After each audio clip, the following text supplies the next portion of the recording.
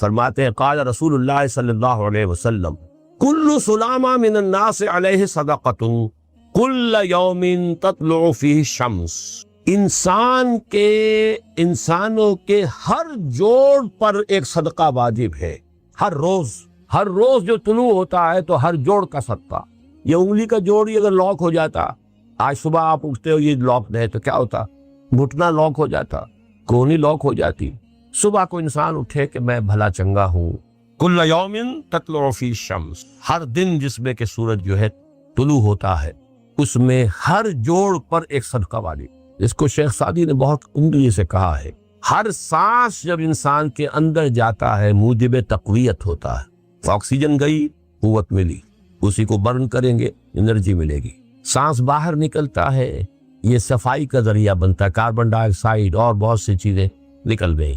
بس بر ہر نفس 2 شکر واجب، بس ہر سانس پر 2 مرتبہ شکر کرنا چاہیے۔ ہر سانس اندر گیا موجب تقویت، باہر بنا موجب تنقیح، لہذا پس بر ہر نفس 2 شکر واجب، بس تقریباً اسی طرح کا یہ معاملہ ہے۔ لیکن اب یہ کیسے صدقے ہوں گے؟ اس صدقے ہی کے جیسے کہ پہلے آ چکا ہے اسی کی یہ تعریف میں ہے، تعدل بین اثنین صدقۃ، 2 آدمیوں کے درمیان عدل کراؤ، فیصلہ کرا دو عدل کے ساتھ، یہ بھی صدقہ ہے۔ تعین الرجل فی دابتہ فتحملہ علیہا اور ترفع لہ علیہا متاعہ صدقۃ، اور تم مدد کرو کسی انسان کی اس کی سواری کے معاملے میں کہ اسے اس پر چڑھنے میں مدد دو، یا یہ کہ اس کی کوئی چیز اس کا سامان نیچے سے اٹھا کے پکڑا دو، اونٹ پر سوار ہو گیا ہے اب سیتے سے سامان پکڑا رہے ہیں، یہ بھی صدقہ ہے۔ والکلمۃ الطیبۃ صدقۃ، ہر پاک بات جو اپنی زبان سے نکالو گے وہ صدقہ ہے۔ فلیقل خیرا او لیصمت، بات صحیح کرے، اچھی کہے یا خاموش رہے، تو ہر اچھی بات جو زبان سے نکلتی صدقہ ہے۔ وبکل خطوۃ تمشیھا الی الصلاۃ صدقۃ، اور ہر قدم جو وہ نماز کے لیے جاتا ہے تو اٹھاتا ہے یہ صدقہ ہے۔ کسی شخص کو تکلیف میں دیکھ کر اگر آپ کا دل پسیجتا نہیں ہے، آپ کے دل میں رقیق کسے کہتے ہیں؟ پتلا، رقیق مادہ پتلا، رقت قلب، دل میں نرمی پیدا ہو جائے۔ دل میں نرمی اگر پیدا نہیں ہوتی ہے تو پھر جان لیجئے، میں ایک بہت سخت بات کہنے لگا ہوں، ایک شخص عالم ہو سکتا ہے، مفتی ہو سکتا ہے، فقیہ ہو سکتا ہے، مفسر ہو سکتا ہے، محدث ہو سکتا ہے، عابد ہو سکتا ہے، زاہد ہو سکتا ہے، نیک نہیں ہو سکتا اگر انسانی ہمدردی کا مادہ اس کے دل میں نہیں ہے۔ بات سمجھ لیا آپ نے پوری؟ یہ ہے ترتیب کے اندر مضمر۔ نماز اور زکوٰۃ کا ذکر بعد میں، وَآتَى الْمَالَ عَلَىٰ حُبِّهِ ذَوِي الْقُرْبَىٰ وَالْيَتَامَىٰ وَالْمَسَاكِينَ وَابْنَ السَّبِيلِ وَالسَّائِلِينَ وَفِي الرِّقَابِ، یہ پہلے آ رہا ہے۔ اور آپ میں سے بہت سے حضرات کو یاد ہوگی 4 پارے کی پہلی آیت جو اس معاملے میں یوں سمجھیے، قول فیصل، لَن تَنَالُوا الْبِرَّ حَتَّىٰ تُنْفِقُوا مِمَّا تُحِبُّونَ، تم ہرگز نیکی کے مقام کو نہیں پہنچ سکتے جب تک خرچ نہ کرو اس میں سے جو تمہیں محبوب ہے۔ اگر آپ کا مال ایسا ہے جو دل سے اتر گیا ہے، کپڑے بوسیدہ ہو گئے ہیں دے دیے غریب کو، جوتے ٹوٹ گئے دے دیے کسی کو، یہ نہیں ہے، یہ نیکی نہیں ہے۔ نیکی کیا ہے؟ مما تحبون، جو تمہیں پسند ہو وہ مال۔ لن تنالوا البر، یہ نوٹ کر لیجیے جنہیں عربی سے کوئی تھوڑا سا بھی کوئی مس ہے کہ لام اور نون کے ساتھ جو نفی آتی ہے فعل مضارع کے اندر، اس سے زیادہ تاکیدی نفی نہیں۔ لن تنالوا البر، ہرگز نہیں پہنچ سکتے نیکی کے مقام کو، حتیٰ تنفقوا مما تحبون، جب تک کہ تم خرچ نہ کرو اس میں سے جو تمہیں پسند ہو۔ اپنے محبوب مال کو جب تک خرچ نہیں کرو گے اللہ کی رضا مندی کے لیے، اللہ کی رضا جوئی کے لیے، اس وقت تک نیکی کا مقام حاصل نہیں کر سکتے۔ حدیث میں نے آپ کو سنا دی، من یحرم الرفق، رفق کہتے ہیں دل کی نرمی، اسی سے لفظ رفیق بنا ہے۔ رفیق وہ ہیں جو آپس میں ہمدرد ہیں، غم گسار ہیں، ایک دوسرے کا درد بانٹنے والے ہیں، ایک دوسرے کے دکھ کو اپنے دل میں محسوس کرنے والے ہیں۔ میں نے ہمدردی کی وضاحت پچھلی نشست میں کی تھی۔ ہمدردی، ہم جماعت، ایک جماعت میں پڑھنے والے، ہم عصر، ایک زمانے کے لوگ، ہمدرد وہ جن کا درد جو ہے وہ کامن ہے، مشترک ہے، ایک کے درد کو دوسرا محسوس کر رہا ہے۔ خنجر چلے کسی پہ تڑپتے ہیں ہم امیر، سارے جہاں کا درد ہمارے جگر میں ہے۔ یہ ہے در حقیقت نیکی کی اصل روح۔ میں پھر دہرا رہا ہوں، جس میں یہ نہیں ہے، جو بخیل ہے، جو کٹھور دل ہے، جو سخت دل ہے، وہ عابد ہو سکتا ہے، زاہد ہو سکتا ہے، مفسر ہو سکتا ہے، محدث ہو سکتا ہے، فقیہ ہو سکتا ہے، مفتی ہو سکتا ہے، لیکن نیک نہیں ہو سکتا۔ یہ قرآن کا فتویٰ ہے، لن تنالوا البر حتى تنفقوا مما تحبون۔ پھر اس میں ایک بات اور نوٹ کیجئے، اس میں ترتیب بھی لازمی ہے۔ سب سے پہلا حقدار جو ہے آپ کے نیک سلوک کا، وہ آپ کے قرابت دار ہیں۔ الاول فالاول، الاقرب فالاقرب۔ ہمیشہ قرآن مجید میں سب سے پہلے ذی القربى وآت ذی القربى حقہ والمسکین وابن السبیل ولا تبذر تبذیرا۔ یہ بھی ہمارے منتخب نصاب کی آیت ہے سورہ بنی اسرائیل کی۔ اور تم حق ادا کرو جو ذی القربى ہیں، قرابت دار ہیں، رشتہ دار ہیں۔ یہ خاص طور پر بات کیوں کہی جاتی ہے؟ عام طور پر قرابت داروں میں، قریبی رشتہ داروں میں شکر رنجیاں ہوتی ہیں۔ اب فلاں جو ہے، فرض کیجئے کہ کوئی چھوٹا بھائی فوت ہو گیا یا بڑا بھائی فوت ہو گیا، اب دوسرا بھائی جو ہے اچھا ہے، جو فوت شدہ بھائی ہے اس کے حالات اب خراب ہیں، بیوہ ہے، بچے ہیں، کوئی ذریعہ معاش نہیں ہے، اور یہ شخص جو ہے وہ صاحب ثروت ہے، صاحب دولت ہے، یہ اوروں کو تو خیرات دے گا، اپنے یتیم بھانجا اور بتیروں کو نہیں دے گا۔ کیوں؟ انہوں نے یہ کیا تھا، انہوں نے یہ کیا تھا، انہوں نے فلاں وقت یہ کہہ دیا تھا، وہ بھابھی نے فلاں وقت جو ہے میرے ساتھ یہ معاملہ کیا تھا۔ اس حوالے سے شکر رنجیوں کی وجہ سے ان کو چھوڑ کر دور دراز جا کر ریوڑیاں بانٹی جائیں گی، لیکن جو اصل حقدار ہیں ان کو چھوڑ دیا جائے۔ اس کا تجزیہ کیجئے، اس کا مطلب ہے یہ اللہ کے لیے نہیں دیا جا رہا۔ اگر اللہ کا جذبہ ہو اللہ کو راضی کرنا، تو پھر تو دیکھو کہ اللہ نے سب سے پہلا حقدار کس کو بنایا، پھر تو دیکھنا ہوگا ترتیب اللہ کی۔ اللہ کی ترتیب میں تو آت المال علی حبہ ذوی القربى، ذوی القربى سب سے پہلے ہے، اس کے بعد یتامى ہے، مساکین ہے، وابن السبیل ہے، والسائلین ہے، وفی الرقاب ہے، لیکن اولین جو ہے ذوی القربى ہیں۔ حدیث آتی ہے کہ حضور نے فرمایا من احب للہ وابغض للہ واعطى للہ ومنع للہ فقد استکمل الایمان۔ جس نے اگر کسی سے محبت کی تو اللہ کے لیے محبت کی، کہ اللہ کو پسند ہے کہ اس سے محبت کی جائے، اور کسی سے بغض اور عداوت رکھی تو وہ بھی اس لیے کہ اللہ کو پسند ہے کہ اس سے بغض رکھا جائے، اور اگر کسی کو کچھ دیا تو اس لیے کہ اللہ کو اس کا دینا پسند ہے، اور کسی سے کچھ روکا تو اس لیے روکا کہ اللہ کو اس کا روکنا پسند ہے۔ یعنی انسان کے تمام اعمال کا اصل موٹیو جو ہے وہ ذات باری تعالی اور اس کے احکام اور اس کی پسند، اس کی ناپسند بن جائے۔ اگر یہ ہو جائے من احب للہ وابغض للہ واعطى للہ ومنع للہ فقد استکمل الایمان، تو ایسے شخص نے تو اپنے ایمان کی تکمیل کر لی۔ یہ کمال ایمان کا مقام ہے۔ نجات کا لفظ جو میں نے استعمال کیا ہے وہ ان کئی الفاظ میں سے سب سے نچلی سطح کا لفظ ہے جنہیں قرآن مجید کامیابی کے لیے استعمال کرتا ہے۔ بہت سے الفاظ آپ نے سنے ہوں گے، فوز اولئک هم الفائزون، وہ کامیاب لوگ ہیں، رشد اولئک هم الراشدون، وہ لوگ ہیں کہ جو بڑے نصیب والے ہیں، فلاح اولئک هم المفلحون، وہ ہیں اصل میں کہ جنہوں نے بلند ترین کامیابی حاصل کر لی، سعادت فاما الذین سعدوا، ان میں سب سے نیچے کا لفظ ہے نجات، نجات سے اوپر ہے فوز، فوز سے اوپر ہے فلاح، یہ اس کی ہائر ڈگریز ہیں۔ جیسے کامیابی امتحانات میں ایک محض پاس ہو جانا ہے اور ایک اس میں اے گریڈز لے کر آنا ہے، یہ ہمارے ہاں وہ ڈویژن شمار ہوتے ہیں، فرسٹ ڈویژن ہے، سیکنڈ ڈویژن ہے، تو یہ کئی اصطلاحات ہیں، فوز، فلاح، رشد، سعادت، سب سے کم سب سے نیچے، سب سے کم نجات۔ ومالی ادعوکم الی النجات وتدعوننی الی النار، تو کم سے کم جو کامیابی کی شرائط اسلام میں ہیں آج ہمیں ان پر گفتگو کرنی۔ اللہ تعالی ہمیں اس سے اوپر بڑھنے کی توفیق دے، رشد اور فوز اور فلاح کی منزلوں سے ہم کنار فرمائے، لیکن ظاہر بات ہے کہ یہ تمام منزلیں بعد میں ہیں، پہلے کامیابی تو ہو۔ جہاں تک اس نجات کی راہ کا تعلق ہے، اس کے موضوع پر کیونکہ قرآن مجید کی جامع ترین صورت جو اس لیول پر گفتگو کرتی ہے اور جامع ترین ہے وہ سورۃ العصر ہے، والعصر ان الانسان لفی خسر الا الذین آمنوا وعملوا الصالحات وتواصوا بالحق وتواصوا بالصبر۔ ثابت ہوا یہ بیس لائن ہے، اس سے نیچے تو نجات ہی نہیں ہے، وہ تو خسران ہے، ناکامی ہے، یہ بیس لائن ہے۔ اسی لیے میرا جو کتاب چاہے نجات کی راہ سورۃ العصر کی روشنی، the road to salvation in the light of سورۃ العصر، اردو میں بھی ہے، انگریزی میں بھی ہے۔ تو جیسا کہ میں نے بتایا تھا اپنی ترجمہ قرآن کے نشستوں میں کہ میں نے اسی سورۃ العصر پر بیس کر کے ایک منتخب نصاب قرآن مجید کے مطالعے کا سلیکٹڈ کورس آف اسٹڈی یہ مرتب کیا، جس میں آم کی گٹھلی جس طریقے سے وہ شے ہے جس سے پورا آم کا درخت وجود میں آ جاتا ہے، ایسے ہی سورۃ العصر ہے جس سے پورا قرآن جو ہے کھلتا چلا جاتا ہے۔ کتاب احکمت آیاتہ ثم فصلت من لدن حکیم خبیر، کل قرآن سورۃ العصر میں ہے۔ اس پر میرے آڈیوز ہیں، ویڈیوز ہیں، پورا منتخب نصاب بھی سمجھیے سورۃ العصر کی تفسیر۔ بہرحال اس موضوع پر میں نے گزشتہ 35 سالوں میں لا تعداد مرتبہ گفتگو کی، لیکن آج میں ذرا ایک مختلف زاویے سے، مختلف اسلوب میں، باتیں وہی، حق تو ایک ہے، جہنم ایک ہی ہوگی، اس کے اندر داخلے کے دروازے لہا سبعۃ ابواب، جنت ہے اس سے داخلے کے دروازے مختلف ہیں، حق ایک ہے لیکن اپروچ اس تک جانے کے لیے راستے ہیں بہت سے۔ تو میں آج ذرا ایک مختلف اسلوب سے وہی باتیں آپ کے سامنے دہراؤں گا۔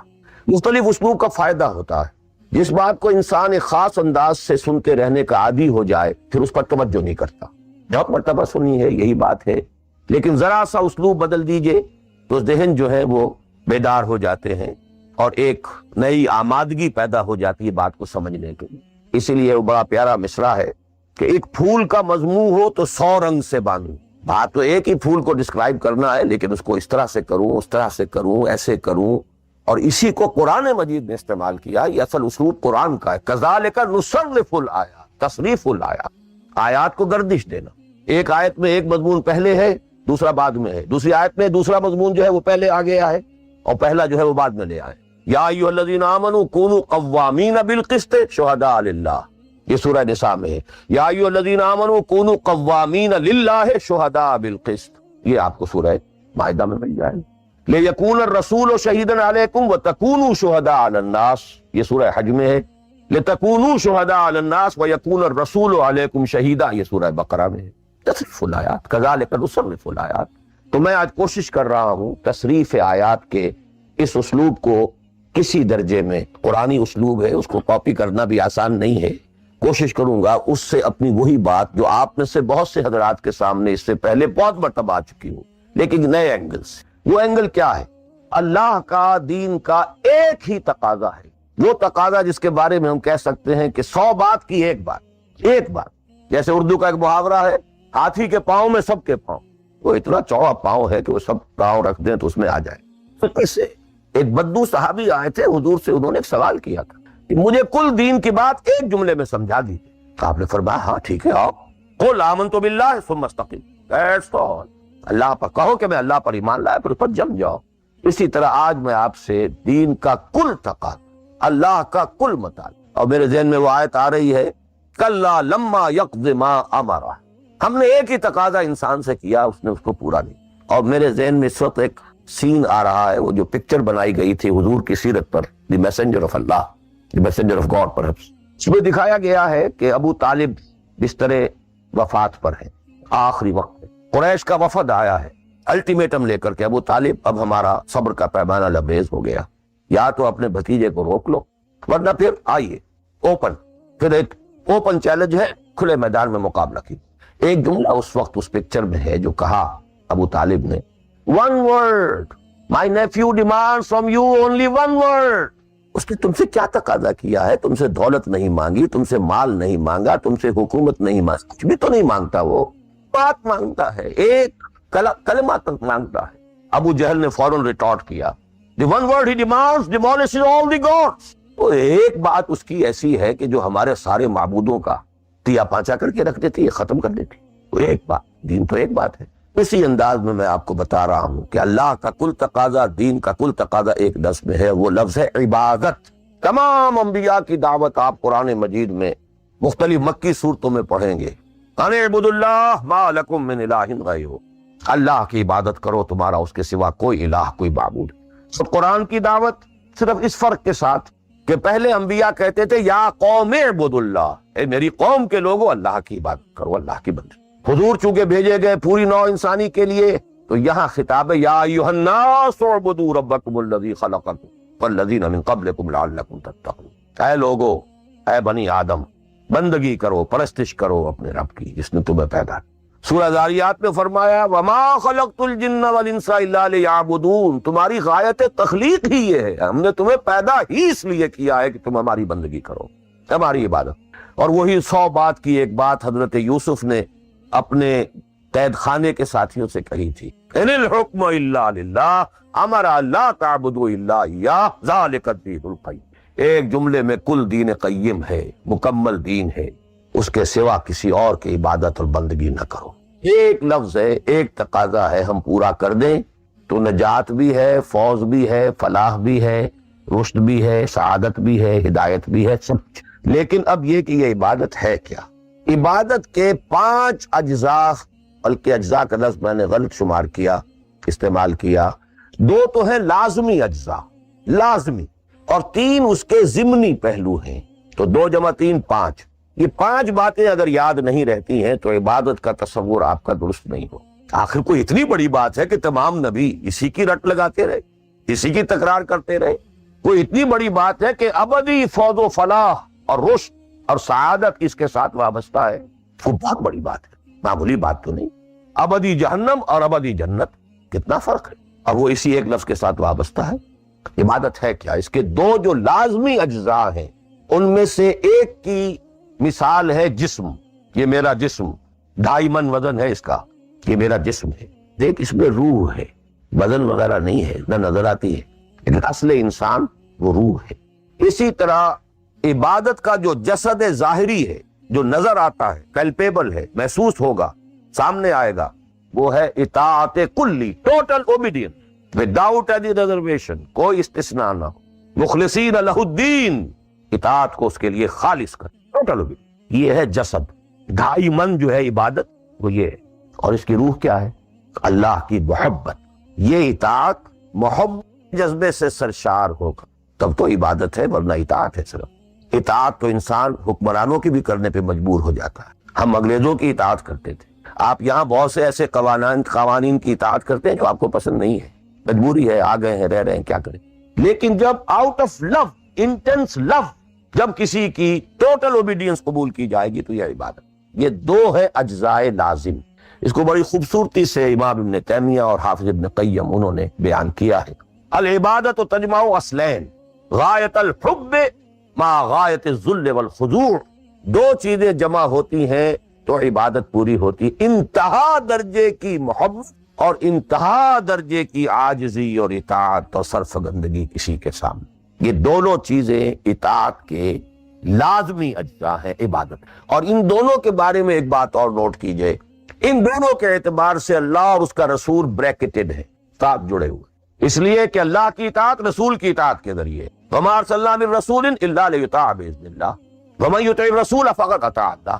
وہ ریپرزنٹیٹو ہے، وہ نمائندہ ہے اللہ کا، لہذا اللہ کی اطاعت، اطیعوا اللہ واطیعوا الرسول، اطاعت میں یہ دونوں بریکٹڈ ہے۔ یہی وجہ ہے کہ قانون اسلامی کی مستقل سورسز جو ہیں وہ یہی 2 ہیں، اللہ کی کتاب، اس کے رسول کی سنت۔ اسی طرح محبت میں بھی دونوں بریکٹڈ ہیں، اللہ کی محبت، اس کے رسول کی محبت۔ والذین آمنوا اشد حبا، شدید ترین، اشد، ایمان کا لازمی تقاضا یہ ہے کہ شدید ترین محبت آپ کے دل میں اللہ سے۔ اور حضور نے فرمایا لا یؤمن احدکم حتی اکون احب الیہ من والدہ وولدہ والناس اجمعین۔ تم میں سے کوئی شخص مومن ہو ہی نہیں سکتا جب تک کہ میں اسے، اس کے باپ، اس کے بیٹے اور تمام انسانوں سے زیادہ محبوب نہ ہو جاؤں۔ اطاعت اور محبت میں دونوں بریکٹڈ ہیں، اللہ کی اطاعت، رسول کی اطاعت، اللہ کی محبت، رسول کی۔ بلکہ ایک نقطہ اور نوٹ کر لیجیے، نظری طور پر بالا تر اطاعت اللہ کی ہے اور بالا تر محبت اللہ کی ہے، اور دوسرے درجے میں اطاعت رسول کی ہے اور دوسرے درجے میں محبت رسول کی ہے۔ عملاً ایک ہے نظری چیز، ایک ہے عملاً اصلت اطاعت رسول کی ہے، اللہ کے اطاعت اس کے تابع ہے۔ کیوں؟ اللہ کا حکم بھی تو رسول نے دیا ہے، وہ بھی رسول کے منہ سے ہمیں اب تک پہنچا۔ بمصطفیٰ برسا خیش را کے دی ہماؤس، اگر بہو نہ رسیدی تمام بولا دی۔ تو اطاعت تو بن گئی رسول کی، اصل رسول ہی نے بتایا، اللہ کا یہ حکم آیا تو ہم مان رہے ہیں۔ اسی طرح بڑا پیارا مصرع ہے اقبال کا، از خدا محبوب تر گردد نبی، اللہ سے بھی کہیں زیادہ محبوب ہو جاتا ہے اللہ کا نبی۔ اس کی وجہ بھی ہے، اللہ کا ہم کیا تصور کریں، اللہ کی فیلنگز کا ہمیں کیا اندازہ ہو سکتا ہے، کوئی فیلنگز ہے کیا ہے؟ رسول کو ہم ایک ہیومن بینگ کی حیثیت سے ویژولائز کر سکتے۔ رسول کو بھی چوٹ لگی تھی، دل پر چوٹ لگی تھی۔ رسول کے پاس بھی بیٹی آئی تھی، بڑی پیاری بیٹی، فاطمہ بضعۃ منی۔ ابا جان اب تو عام لوگوں کے ہاں بڑی فراوانی ہو، ذرا یہ دیکھیے میرے ہاتھوں پر گٹے پڑے ہوئے ہیں چکی پیسنے کی بجائے، میرے کندھے کے اوپر نشان پڑ گئے ہیں، مشکیزے میں پانی بھر کر لاتی، مجھے بھی کوئی کنیز، کوئی غلام عنایت ہو جائے۔ پوری طرح ویژولائز کر سکتے ہیں کیا فیلنگ ہوگی محمد کی اس وقت صلی اللہ علیہ وسلم۔ تو ہم ویژولائز کر سکتے ہیں نا کہ کیا کلیجہ اللہ نے دیا تھا کہ فرمایا بیٹی نہیں، یہ چیزیں ہمارے لیے نہیں، تمہیں میں اس سے بہتر چیز دیتا ہوں۔ 33 مرتبہ سبحان اللہ، 33 مرتبہ الحمدللہ، 33 مرتبہ اللہ اکبر نماز کے بعد کہہ لیا کرو، یہ کہیں زیادہ بڑی قیمتی شے۔ ہم محسوس کر سکتے ہیں کہ رسول کے دل پر کیا بیتی تھی جب حضرت حمزہ کی آزا بریدہ لاش سامنے آئی ہے کہ ناک کٹی ہوئی ہے، کان کٹے ہوئے، پیٹ چاک ہے، کلیجہ باہر نکلا ہوا، اسے چبایا۔ اور کیا پہاڑ جیسا دل اللہ نے دیا، کیسے جبر کیا ہے، کیسے صبر کیا ہے۔ اگرچہ ایک وقت میں آ کر بات ظاہر ہو گئی جب مدینے میں واپس پہنچے ہیں اور انصار کے گھروں سے عورتوں کے بین کرنے کی، ماتم کرنے کی آوازیں آئیں، الفاظ نکل گئے، اما حمزہ تو فلا بواکی لہو، ہائے حمزہ کے لیے تو کوئی رونے والی بھی نہیں۔ حمزہ مہاجر ہے، یہاں حمزہ کا کون رشتہ دار، کون عورتیں رشتہ دار ہیں جو اس کا ماتم کریں گی؟ ہاں مکے میں ہوتا حمزہ عبد المطلب کا بیٹا اور یہ حادثہ ہوا ہوتا تو پورے مکے میں کوہرام ہوتا۔ اس کے فیلنگز تھے، اس لیے از خدا محبوب تر کر۔ بہرحال یہ دو چیزیں میں نہیں چاہتا کہ بات زیادہ دور نکلے، کلیئر کٹ ہمیں آگے چلنا ہے۔ ایک تقاضا 100 بات کی ایک بات، عبادت کرو خالصتاً اللہ۔ عبادت کے 2 اجزاء لازم، اطاعت کلی، absolute obedience، total obedience، without any reservations، without any exceptions، کوئی استثناءات نہ ہو۔ زندگی کا ہر گوشہ، زندگی کا ہر پہلو، ظاہری ہو، باطنی ہو، داخلی ہو، خارجی ہو، انفرادی ہو، اجتماعی ہو، عائلی ہو، قومی ہو، سیاسی ہو، ہر اعتبار سے اللہ کی اطاعت، اور یہ اطاعت ہو اللہ کی محبت کے جذبے سے سرشار ہو کر، اور ان دونوں چیزوں میں اللہ کے ساتھ نظری طور پر، ثانوی طور پر، عملاً اولاً محبت رسول اور اطاعت رسول شامل۔ 3 چیزیں ضمنی ہیں، اور یہ ضمنی چیزیں ایکسکلوسیو اللہ کے لیے، خالص اللہ کے، یہ رسول کے لیے نہیں۔ نمبر 1، تعظیم کے کچھ مظاہر ہیں، سجدہ کرنا، قنوت، تعظیماً کسی کے سامنے کھڑے ہونا، ہاتھ باندھ کر، کندھے جھکا کر، یہ قنوت کہلاتا ہے۔ کھڑے ہونا تعظیماً، جھکنا تعظیماً، جس میں رکوع بھی ہے، سجدہ بھی ہے، مطلقاً حرام کسی کے لیے، یہ صرف یہ مینیفیسٹیشنز ہیں اس کی، عبادت کا مظہر ہے۔ فقوموا للہ قانتین، اللہ کے سامنے کھڑے رہا کرو، سجدہ کرو، یہ اللہ کے سوا کسی۔ نمبر 2، دعا، صرف نہ کسی نبی سے، نہ کسی رسول سے، نہ کسی فرشتے سے، نہ کسی اولیاء اللہ سے، نہ کسی بزرگ شخصیت سے، کسی سے نہیں۔ لا تدعو مع اللہ احد، رسول سے نہیں۔ اب اس میں کئی الفاظ نوٹ کر لیجئے، استدعاء، استغاثہ، استمداد، استعانت، وہی مدد ہے، استنصار، صرف اللہ۔ ہاں مادی قوانین کے تحت فزیکل ورلڈ میں ہم مدد مانگ سکتے ہیں، ذرا مجھے 1 گلاس پانی لا دیجئے، مجھے ذرا یہ کر دیجئے، معلوم ہے پانی ہے، یہ جائے گا لے آئے گا، لیکن بالغیب مدد کسی سے مانگنا، استغاثہ کسی سے کرنا، استعانت کسی سے کرنا حرام ہے، عبادت کو 0 سے ضرب دے کر 0 کر دے۔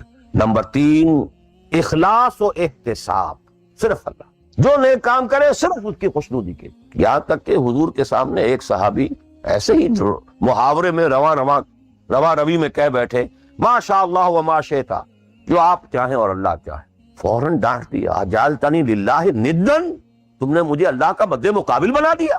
مشیت صرف اس کی، وما تشاءون الا ان یشاء اللہ، کوئی نیک کام سوائے اس کی رضا جوئی کے لیے اگر کسی اور کے لیے کیا گیا، ریا ہے، سمعہ ہے، دکھاوے کے لیے ہے، شہرت کے لیے ہے، دنیا کمانے کے لیے ہے، لیڈری چمکانے کے لیے ہے، اقتدار حاصل کرنے کے لیے ہے، کوئی بھی اور مقصد اگر شامل ہوا، 0 سے ضرب کھا کر پوری عبادت 0 ہو جائے۔ احتساب، بدلے کی توقع صرف اللہ، یہ لفظ آپ خاص طور پر سنتے رہے ہوں گے ان دنوں بہت، من صام رمضان ایمانا واحتسابا غفر له ما تقدم من ذنبه ومن قام رمضان ایمانا واحتسابا غفر له ما تقدم من ذنبه ومن قام ليلة القدر ایمانا واحتسابا۔ ایمان کے ساتھ احتساب کیوں آ رہا ہے؟ اس کا اجر و ثواب سوائے اللہ سے اور کسی سے توقع نہ۔ یہ 5 چیزیں ہیں، جہاں تک اطاعت کا تعلق ہے اس میں ایک ایکسیپشن نوٹ کر لیجیے، کہیں کسی وقت نسیان سے، خطا سے یا جذبات کے طوفان میں آ کر کوئی غلط حرکت کر بیٹھا،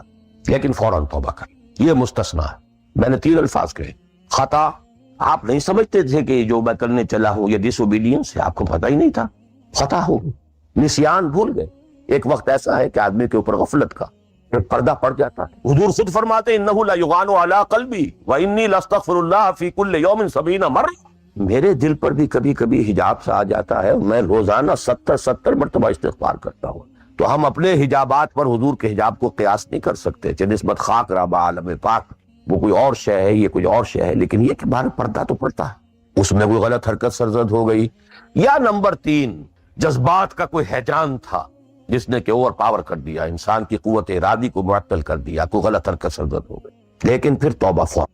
انما التوبۃ علی اللہ للذین یعملون السوء بجہالۃ ثم یتوبون من قریب، جیسے ہی طوفان گزرا فوراً یہ مجھ سے کیا ہو گیا، لا الہ الا انت سبحانک انی کنت من الظالمین، ربنا ظلمنا انفسنا وان لم تغفر لنا وترحمنا لنکونن من الخاسرین وان لم تغفر لی وترحمنی لاکونن من الخاسرین۔ اب یہ دعا رہے، گڑ گڑا کر اللہ معاف کر دے، it will be written off, it will be expunged، محو کر دیا جائے، یکفر عنہ سیئات ہی، اس کے معنی یہی۔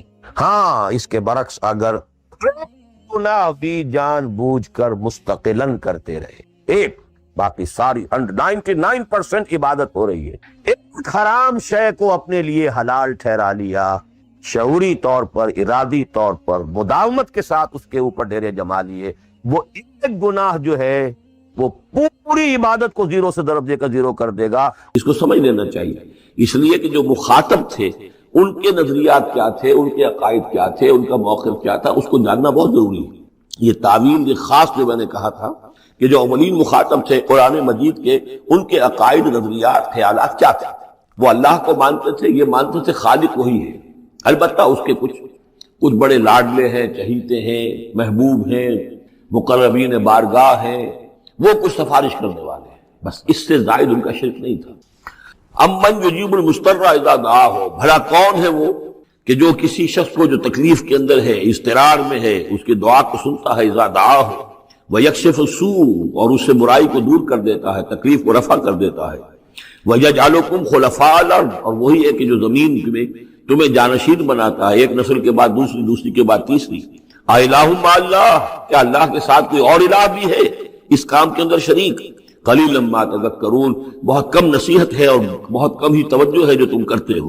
امن یہدیکم فی ظلمات البر والبحر، بھلا کون ہے وہ کہ جو تمہیں راستہ دکھاتا ہے اندھیروں میں، جنگل کے اندر بھی، بر میں بھی، خشکی میں بھی اور سمندر میں بھی۔ ومن یرسل الرياح بشرا بین یدی رحمتہ، اور وہ کون ہے کہ جو بھیجتا ہے ہواؤں کو بشارت دیتے ہوئے اپنی رحمت کے آگے آگے، باران رحمت کے آگے آگے ٹھنڈی ہوا کے جھونکے آتے ہیں۔ الہ مع اللہ، کیا اللہ کے ساتھ کوئی اور الہ؟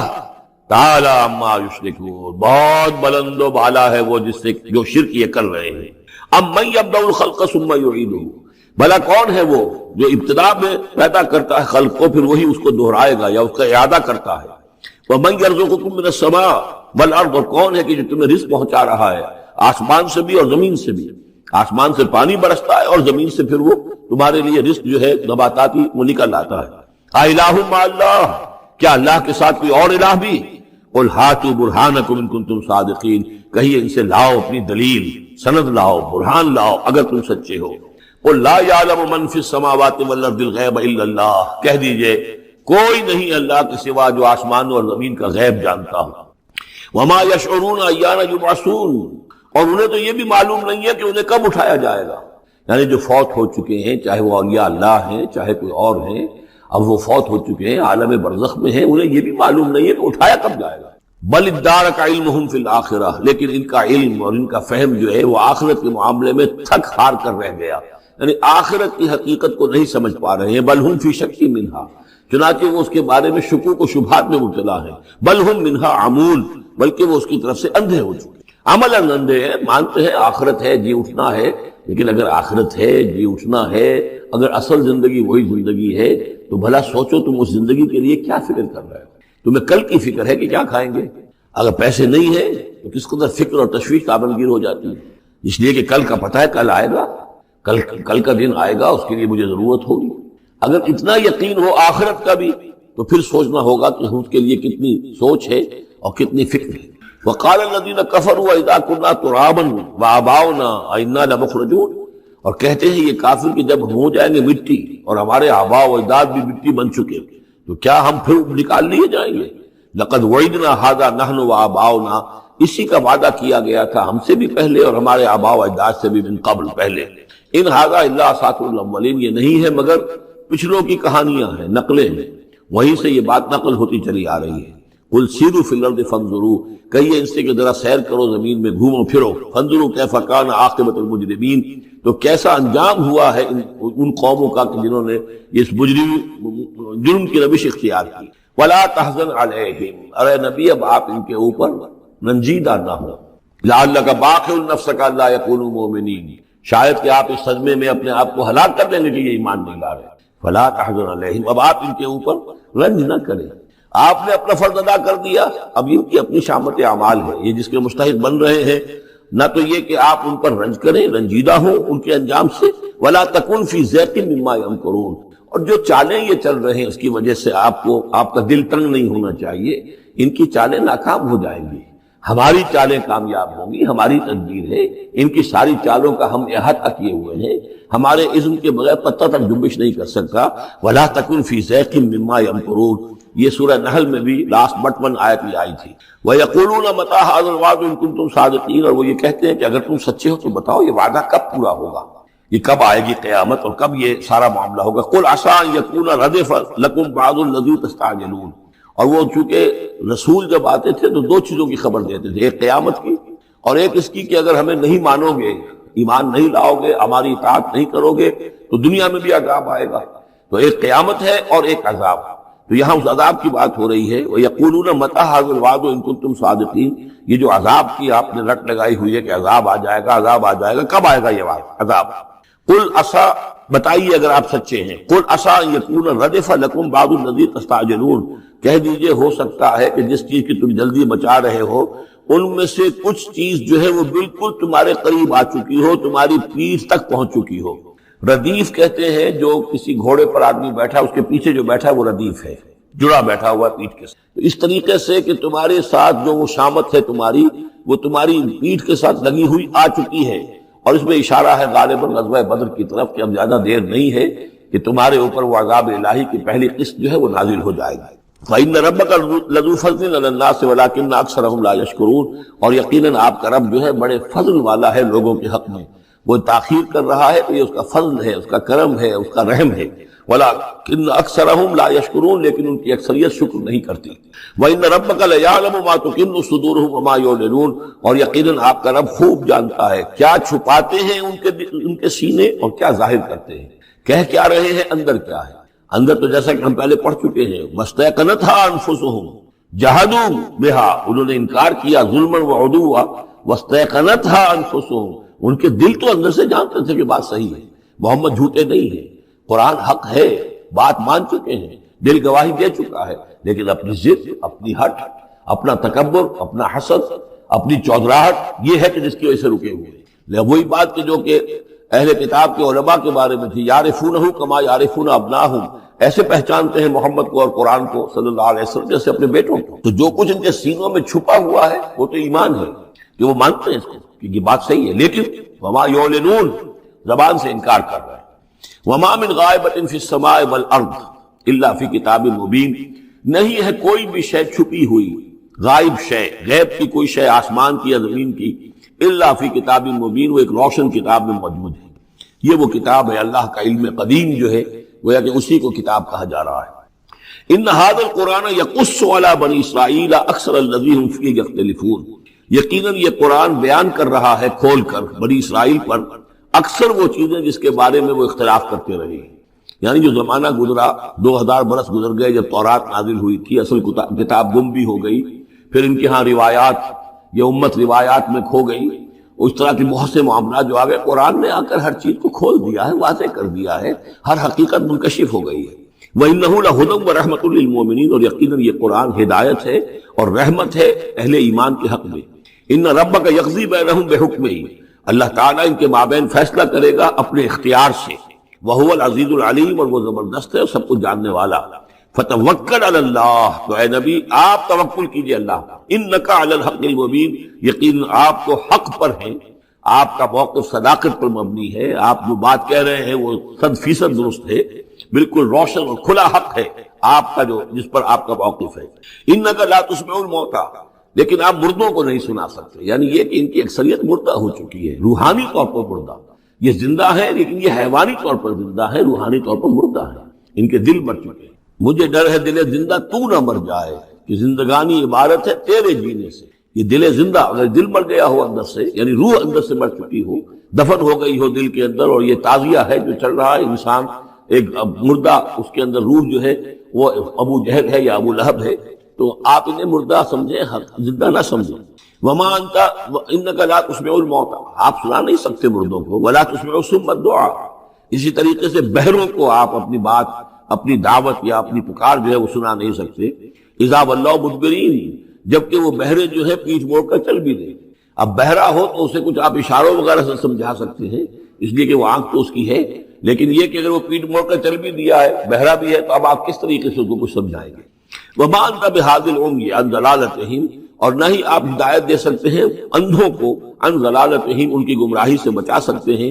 ان تسمع الا من یؤمن بآیاتنا، آپ کو بس سنا سکتے ہیں، نہیں سنا سکتے آپ مگر صرف ان کو جو ایمان رکھتے ہیں ہماری آیات پہ، فہم مسلمون، اور وہ اسلام کی روش اختیار کرتے ہیں، فرما برداری کی روش اختیار کرتے ہیں۔ وَإِذَا وَقَعَ الْقَوْلُ عَلَيْهِمْ، اور جب ان پر ہماری بات جو ہے واقع ہو جائے گی، أَخْرَجْنَا لَهُمْ دَابَّةً مِّنَ الْأَرْضِ، پھر ہم نکالیں گے ان کے لیے زمین سے ایک جانور، تُكَلِّمُهُمْ، جو ان سے کلام کرے گا، أَنَّ النَّاسَ كَانُوا بِآيَاتِنَا لَا يُوقِنُونَ، کہ لوگ ہماری نشانیوں پر یقین نہیں رکھتے تھے۔ یہ قیامت کی علامات میں احادیث میں تفصیل سے آئی ہے کہ جو آخری علامات ہیں، جبکہ سورج جو ہے مغرب سے طلوع ہوگا، اور اس کے بعد ہی یہ ہے کہ کوہ صفا جو ہے اس کے پاس وہ پھٹے گا اور اس میں سے ایک جانور برآمد ہوگا۔ احادیث سے یہی معلوم ہوتا ہے، واللہ اعلم۔ وَيَوْمَ نَحْشُرُهُم مِّن كُلِّ أُمَّةٍ فَوْجًا، اور یاد کرو اس دن کو جس دن کہ ہم جمع کریں گے ہر امت میں سے، جمع کریں گے ایک فوج کو، ممن یکذب بآیاتنا، ان لوگوں میں سے جو ہماری آیات کو جھٹلایا کرتے تھے، فہم یوزعون، تو ان کی بھی درجہ بندی کی جائے گی، جماعت بندی کی جائے گی۔ کوئی بہت سخت تھا، کوئی ذرا نرم تھا، کوئی استہزاء بھی کرتا تھا، کوئی صرف انکار کرتا تھا، تو یہ مختلف لوگ تھے، مختلف درجے ہیں۔ نہ ہر زنستو، نہ ہر مرد خدا پنجنگوش یکساں نہ کرتا، تو یہ تو ہوتا ہے، نہ مومنین سارے ایک درجے کے تھے، اور نہ کفار اور مشرکین سب ایک درجے کے تھے۔ حتی اذا جاؤ، جب کہ وہ آ جائیں گے، قال، تو فرمائے گا اللہ تعالیٰ، اکذبتم بآیاتی، آپ لوگوں نے میری آیات کو جھٹلایا تھا، ولم تحیطوا بہا علما، اور اس کو سمجھ نہیں پائے تھے، اس کے علم کا احاطہ نہیں کر پائے تھے، ام ماذا کنتم تعملون، یا کیا کر رہے تھے، یعنی کیا واقعتاً سمجھ میں نہیں آیا تھا، یا سمجھ میں تو آ گیا تھا، لیکن یہ کہ تم نے اپنی ہٹ دھرمی کی وجہ سے، اپنے تعصب کی وجہ سے، عصبیت کی وجہ سے، ضد کی وجہ سے، یہ ہے جو سوال کیا جائے گا۔